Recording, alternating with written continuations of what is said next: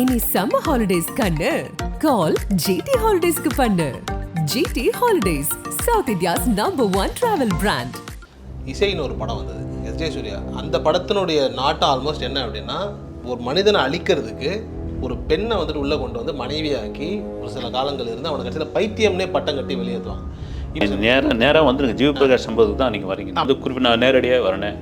ஒரு பெருந்தொகையை வந்து ஜீவனாம்சமாக பெறுவதற்காக சைந்தவி போட்ட திட்டம் அப்படி எங்கிட்ட இருந்து ஒரு பெரிய தொகையை வாங்குறாங்கன்னா ஜீவபிரகாஷ் அதை வந்து ஒரு செய்தியாக மாற்றுறதுக்கு எவ்வளோ நேரம் ஆக போகுது? பார்வை என்ன அப்படின்னா, இங்கே பெரும்பாலும் நீங்கள் கவனிச்சு பார்த்தீங்கன்னா ஒரு சமூகம் சார்ந்த ஒருத்தவங்க தான் இந்த மாதிரியான ஒரு விஷயத்தை பண்ணுற மாதிரியான ஒரு பிம்பமும் உருவாக்கிடுறாங்க. ஜீவபிரகாஷம் தன்னுடைய கோபத்தையும் தன்னுடைய ஆற்றாமையும் தன்னுடைய எதுவும் எங்கேயும் வெளிப்படுத்தலை. இந்த ஜீவனாம்சம் கேட்கறதுக்கு தான் இது பண்ணியிருக்காங்க. ஜீவபிரகாஷ் வந்து ஒரு பெருந்தொகையை வந்து ஆட்டையை போடுறதுக்கு தான் வந்து சைந்தவி இது மாதிரிலாம் பண்ணியிருக்காங்க. ஜீவபிரகாஷ் வந்து அவருடைய தந்தை அப்புறம் அவங்க தங்கையோடு இருக்கிறத வந்து சைந்தவி விரும்பலை. இதுலேருந்து ஆரம்பிச்சு தான் நீங்கள் இந்த வீட்டில் இருக்காதீங்க, யாரும் மாமனாரையும் நாத்தனாரையும் நீங்கள் இருக்காதீங்க, எங்கள் அப்பா அம்மாலாம் வந்துடும், அவங்க 2-3 நாளைக்கு தங்குவாங்க, அவங்க இருப்பாங்க, இது எங்கள் வீடு. நீங்கள் இப்போ பாருங்கள், ஹர்திக் பாண்டியா நான் இவ்வளோ தூரம் போராடி சம்பாதித்த அந்த காசினுடைய 70% வந்து நான் வந்து கொடுத்துட்டேன். நான் ஒன்றும் பெரிய ஆள்லாம் கிடையாது, நான் கையை உனி கரணம் போட்டு தான் வந்திருக்கிறேன். இந்த இடத்த நான் தொடர்றதுக்கு எவ்வளோ பெரிய இது பண்ணேன். ஏன்னா அவர் ஐபிஎல் மேட்ச் விளையாடிக்கிட்டு இருக்காரு. அவர் சில இடங்களில் இப்போ அந்த பிரச்சனை வெளியே வந்த பிறகு அந்த ஃபோட்டோஸ் அந்த வீடியோஸ்லாம் வருது. வந்து ஒருத்தன் வந்து எந்த கலைஞனாக இருந்தாலும் சரி, எந்த விளையாட்டு வீரனாக இருந்தாலும் சரி, ஒரு பொதுஜன தொடர்புள்ள ஒருத்தன் வந்து ஒரு மகிழ்ச்சியாக அவனுடைய சொந்த வாழ்க்கையில் மகிழ்ச்சியாக இருந்தால் தான் அவன் களத்துக்குள்ளே வந்து மகிழ்ச்சியாக இருக்க முடியும்.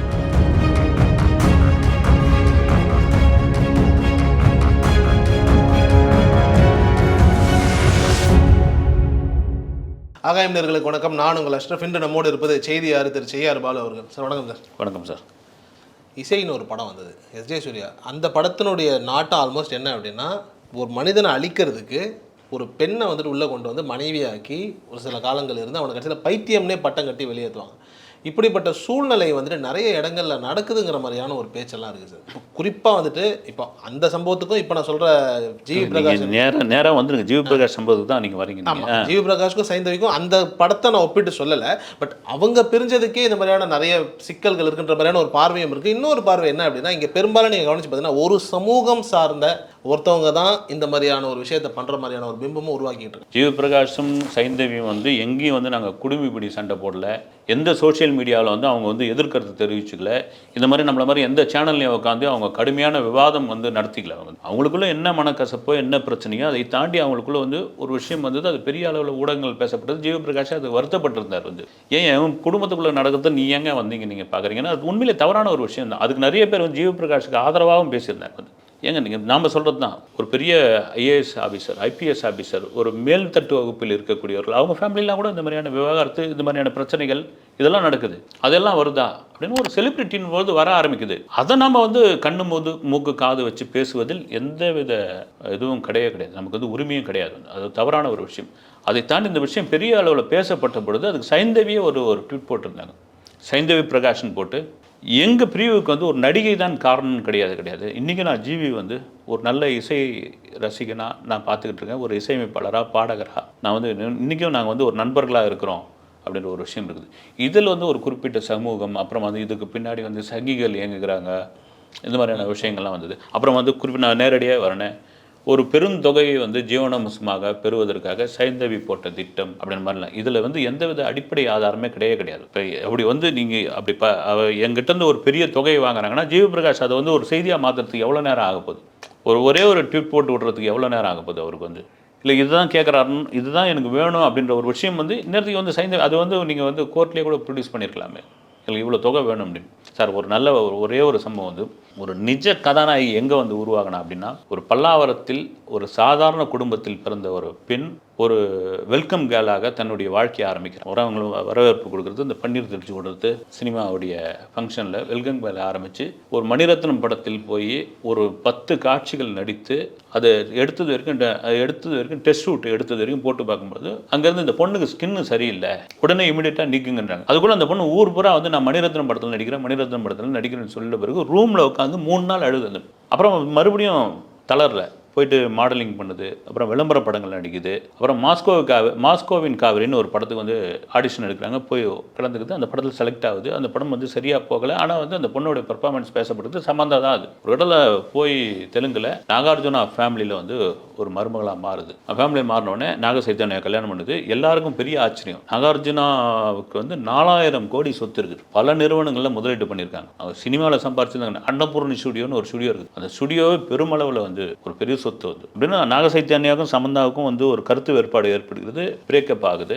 எவ்வளோ ஜீவனோசம் நீ கேட்குறமா அப்படின்னு கேட்குறாங்க. எத்தனை கோடி வேணும்னு கேட்குறாங்க. வந்து உங்கள் காசுலாம் வேணாம், ஏன் இந்த பொண்ணு உங்கள் காசுலாம் வேணாம், நான் அதுக்கு தான் வந்தேன்னு நினச்சிப்பாங்க. 10 பைசா வேணான்னு அவங்க என்னன்னா பல கோடி கொடுக்கறதுக்கு ரெடியாக இருக்காங்க. அந்த டைமில் 200 கோடி கொடுக்கறது ரெடியாக இருந்தாங்க. அவங்களுக்கு வந்து அது ஒரு காசே கிடையாது, அசால்ட்டாக தூக்கி கொடுக்கறதுக்கு.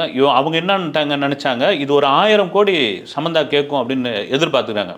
உன் காசே வேணாம், நான் வெல்கம் கேல மறுபடியும் என் வாழ்க்கையை தொடங்குவேன், பன்னீர் தரிச்சு கல்கண்டு கொடுத்து என் வாழ்க்கையை நான் மறுபடியும் தொலைக்குவேன், நான் எனக்கு வந்து அதெல்லாம் என்கிட்ட கட்ஸ் இருக்குது அப்படின்ற இடத்துல தான் ஆந்திர சினிமாவில், தெலுங்கு சினிமாவில் நிஜ ஹீரோயின் இந்த பொண்ணு தான் எழுத ஆரம்பிச்சாங்க, பேச ஆரம்பிச்சாங்க, ரசிகர்கள் கொண்டாட ஆரம்பிச்சு, அந்த இமேஜ் வேற ஒரு தளத்தில் போய் உட்கார ஆரம்பிச்சுது. ஆனால் எல்லாரையும் நம்ம வந்து அந்த மட்டத்தில் வந்து எடை போட்டு கூடவே கூடாது. சைந்தவி விவகாரத்தில் எனக்கு அப்படியே ஒன்று ஒரு இது தெரியவே இல்லை. ஏன்னா ஜீவபிரகாஷம் தன்னுடைய கோபத்தையும் தன்னுடைய ஆற்றாமையும் தன்னுடைய எதுவும் எங்கேயும் வெளிப்படுத்தலை. சைந்தவியும் அதையும் வந்து தவறா பேசலை எங்கேயுமே. நாங்கள் 2 பேரும் நண்பர்கள் தான். பள்ளி காலத்திலிருந்து எங்களுடைய நட்பு காதலாக மாறி ஒருத்தர் புரிஞ்சு ஒரு ஏதோ ஒரு இடத்துல வந்து ஒரு மனக்காசு ஏற்பட்டு இப்போ பிரிஞ்சிருக்கணும். நாளைக்கே கூட அவங்க வந்து தினம் இடையில இல்லைங்களா?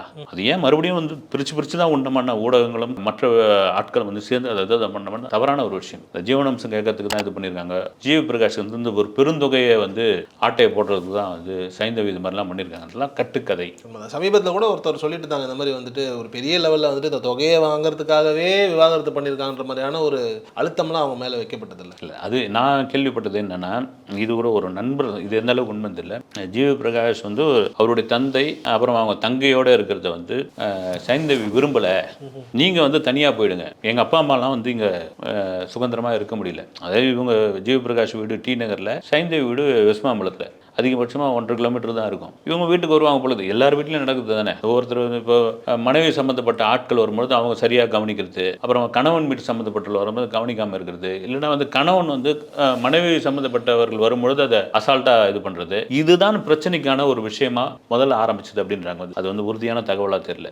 ஜீவபிரகாஷ்க்கு நெருக்கமான ஒரு நண்பர் சொன்னது வந்து இதுலேருந்து ஆரம்பிச்சு தான், நீங்கள் இந்த வீட்டில் இருக்காதீங்க, யாரும் மாமனாரையும் நாத்தனாரையும் இங்கே இருக்காதீங்க, எங்கள் அப்பா அம்மாலாம் வந்தோம், அவங்க 2-3 நாளைக்கு தங்குவாங்க, அவங்க இருப்பாங்க, இது எங்கள் வீடு அப்படின்னு சொன்னதில் தான் பிரச்சனை ஆரம்பிச்சதாக ஒரு தகவல். அதில் எந்த அளவுக்கு உண்மைன்னு தெரியல. ஆனால் இதனால் வந்துட்டு ஜிவி பிரகாஷுக்கோ இப்போ சைந்தவி அவர்கள் வந்துட்டு பெரும்பாலும் பாடினதுங்கிறது ஜிவியோட பாடல்களில் தான். ஸோ இப்போ அவங்களுக்கான வேலை வாய்ப்புங்கிறதும் குறையிறதுக்கான சாத்தியங்கள் உண்டா? திருப்பி ஒரு பாட வைப்பாரா? இதெல்லாம் நடக்குமா? இல்லை, சினிமாவில் என்ன வேணாலும் நடக்கலாம். வந்து நீங்கள் மறுபடியும் வந்து ஏன்னா 2 பேரும் எங்கேயும் இடத்துலையும் வந்து முரணாக கடுமையாக எந்த சோஷியல் மீடியாலும் அவங்க ஒருத்தர் தாக்குனதாகவே தெரியல. அமைதியாக கடந்து போயிடுவோன்ற மாதிரி ஒரு விஷயம். அதே கடந்து போகிற நேரத்தில் ஒரு குழந்தைன்னு ஒன்று இருக்குது. நீங்கள் எவ்வளோ பெரிய மனமுறிவு ஏற்பட்டவர்களும் ஒரு குழந்தை வந்து இணைச்சிருக்குது. 2 குடும்பம் பிரிஞ்ச குடும்பத்தையே ஒரு குழந்தையால் சேர்ந்த சம்பவங்கள்லாம் உண்டு. அது நிஜத்துலையும் நடந்திருக்கு. சினிமாவை தாண்டி மறுபடியும் அவங்க இணையறதுக்கான வாய்ப்பு இருக்குது. அவங்க 2 பேரும் பெரிய கான்ட்ரவர்சி எதையும் வந்து ஒருத்தர் மேலே ஒருத்தர் குற்றம் சாட்டிக்கவே இல்லை.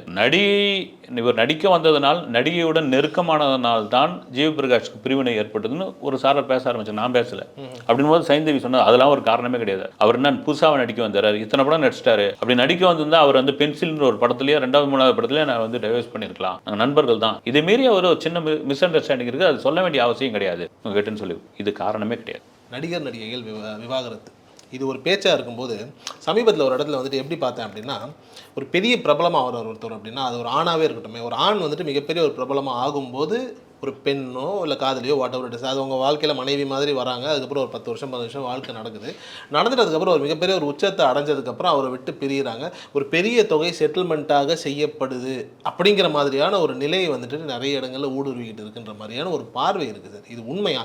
இது வெளிநாடுகளில் நிறைய இடத்துல என்ன சொல்லுவாங்க அப்படின்னா, ஒரு பிரபலமாவார், பிரபலமானதுக்கப்புறம் அவருடைய சொத்துலேருந்து கிட்டத்தட்ட 50% ஜீவன அம்சமாக கொடுக்கப்படும் அப்படின்ற மாதிரி சொல்லுவாங்க. அதாவது ஒரு மனுஷன் சம்பாதிக்கிறத இன்னொரு ஆளுக்கு நம்ம கொடுத்து அனுப்புகிறோங்கிற மாதிரியான ஒரு நிலை. தமிழ்நாட்டிலையும் நம்ம ஊர்லேயும் நிறைய இந்த மாதிரியான ஒரு விஷயங்கள் நடந்துக்கிட்டே இருக்குங்கிற மாதிரியான ஒரு பார்வை இருக்குது. நீங்கள் எப்படி சார் பார்க்குறீங்க? இல்லை, எனக்கு வந்து இது நீங்கள் சொல்கிற மாதிரி இது மேபி இருக்கலாம். அதை தாண்டி ஒரு விவாகரத்து விஷயத்தை நான் பேசும்பொழுது வந்து இவ்வளோ இதுவாக வந்து நீங்கள் பேச வேண்டிய அவசியம் என்ன அப்படின்லாம் எல்லாம் வந்து மெயில்லையும் கமெண்ட்ஸ்லேயும் வந்து தகவல் கொடுத்துருந்தாங்க. ஏன்னா விவாகரத்து நீ குடும்பநல ஒரு வழக்கறிஞர் நண்பர் சொன்னார், ஒரு நாள் குடும்பநல கோர்ட்டான வந்து பாருங்கள், அவ்வளோ வழக்கு வருது. சாமானியன்லேருந்து லட்சாதிபதி கோட்டீஸ்வரன் வரைக்கும் வந்து அந்த விஷயங்கள் வருது. அது அவர்களுக்கான பிரச்சனை, அது வந்து ரைட்டு.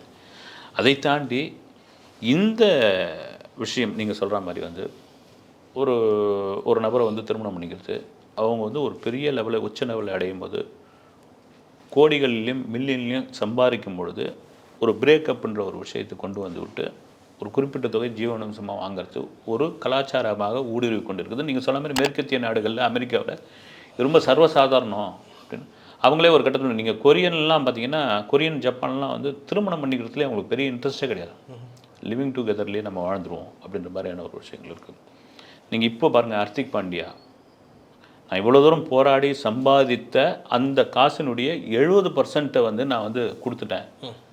நான் ஒன்றும் பெரிய ஆள்லாம் கிடையாது, நான் கையை உனி கரணம் போட்டு தான் வந்திருக்கிறேன். நான் இந்த இடத்த நான் தொடர்றதுக்கு எவ்வளோ பெரிய இது பண்ணேன். ஏன்னா அவர் ஐபிஎல் மேட்ச் விளையாடிக்கிட்டு இருக்காரு.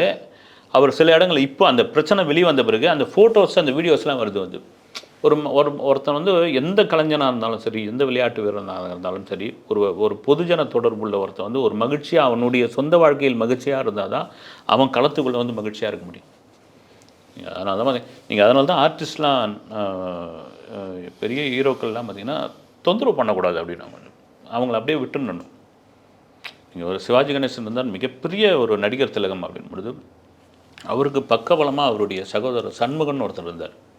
என்ன காரணம்னா இவங்க வந்து ஒரு கலைஞர். இவங்க வந்து நீங்கள் வந்து அவங்கள போய் வந்து கரண்ட்டு பில் எப்போ கட்டுறது, அப்புறம் வந்து வீட்டு வரி எப்போ இது, அப்புறம் பசங்களை ஸ்கூலுக்கு வந்து அடுத்த இதுவாக வந்து எப்போ சேர்க்குறது, செமஸ்டருக்கு ஃபீஸ் கட்டுறது, இந்த மாதிரி தொந்தரவுகள் கொண்டு போகக்கூடாது. அவங்க காலையில் எழுந்தவுடனே அவர் அப்படியே சண்முகம் என்ன இன்றைக்கி அப்படின்னு வராங்க. நான் காலையில் வந்து சாரதா ஸ்டுடியோ, மத்தியானம் வந்து விஜயவாகினி, அது முடிச்சுட்டு வந்து ஊட்டியில் போகிறோம். அங்கே ஒரு 3 நாள் ஷூட்டிங். ஸ்பாட்டுக்கு போன பிறகு தான் அவருக்கு என்ன கேரக்டர்னு தெரியும். ஸ்பாட்டுக்கு போன இங்கே ஒரு வேஷம் முடிந்த பிறகு அடுத்த செட்டுக்கு போனால் அந்த நபராகவே மாறிவிடார். அது காரணம் என்னென்னா, ஒரு கலைஞனை தொந்தரவு பண்ணக்கூடாது. அது விளையாட்டு வீரனுக்கும் பொருந்தும். இப்போ ஹர்திக் பாண்டியா இப்போ பார்த்தீங்கன்னா இந்த விவகாரம் போயிட்டுருக்கு. கிரவுண்டில் இவ்வளோ ஒரு சோகமான ஒரு நிலை, அப்புறம் ஃபீல்டிங் பண்ணும்போது ஒரு சோர்ந்து போனது, இதெல்லாம் தான் காரணமாக ஏன் அவளை தொந்தரவு பண்ணுறீங்க அப்படின்னு. இந்த விஷயம், இந்த கலாச்சாரம், இது வந்து தமிழ்நாட்டில் இலைமறை காய்மறையாக ஒரு விஷயம் நடந்துகிட்டு இருந்ததாக ஒரு தகவல் இப்போ வெளியே ஆரம்பிச்சிருச்சு. நிச்சயமா. இப்போ குறிப்பாக நீங்கள் ஹர்திக் பாண்டியா பற்றி சொல்லும்போது சார், அவர் வந்துட்டு ஒரு சின்ன லெவல்லேருந்து தன்னுடைய வாழ்க்கையை ஆரம்பிக்கிறார். இன்றைக்கி கிட்டத்தட்ட 70% வந்துட்டு அவர் கொடுக்குறாருன்ற ஒரு நிலை. இதுவே வந்துட்டு பெரிய ஒரு கஷ்டமான ஒரு நிலை. அவர் 70 கொடுத்துட்றாரு. இன்னொரு பக்கம் என்ன சொல்கிறாங்க அப்படின்னா, இது வந்துட்டு சும்மா பிஆர் டீமுடைய ஒரு சேட்டை தான். அவர் இமேஜை கொஞ்சம் மாற்றி, கொஞ்சம் இமேஜ் அதாவது வந்துட்டு கஷ்டப்படுற மாதிரி காமிச்சு திருப்பி வந்துட்டு அவர் நல்லா இருக்கிற மாதிரியான ஒரு நிலையை காட்டுறதுக்காக ஒரு பிஆர் டீம் வேலை பார்க்குறாங்கன்னு சொல்லியும் சொல்கிறாங்க. இப்போலாம் பார்க்கும்போது என்ன, மக்களை முட்டாளாக்குறதுக்குன்னு ஒரு பிஆர் டீம் வேலை பார்க்கும். அதை நாங்கள் என்ன பார்த்துட்டு இருக்கிறது பைத்தியக்காரனான்ற மாதிரியான ஒரு சிந்தனை நமக்கு வருது இல்லையா?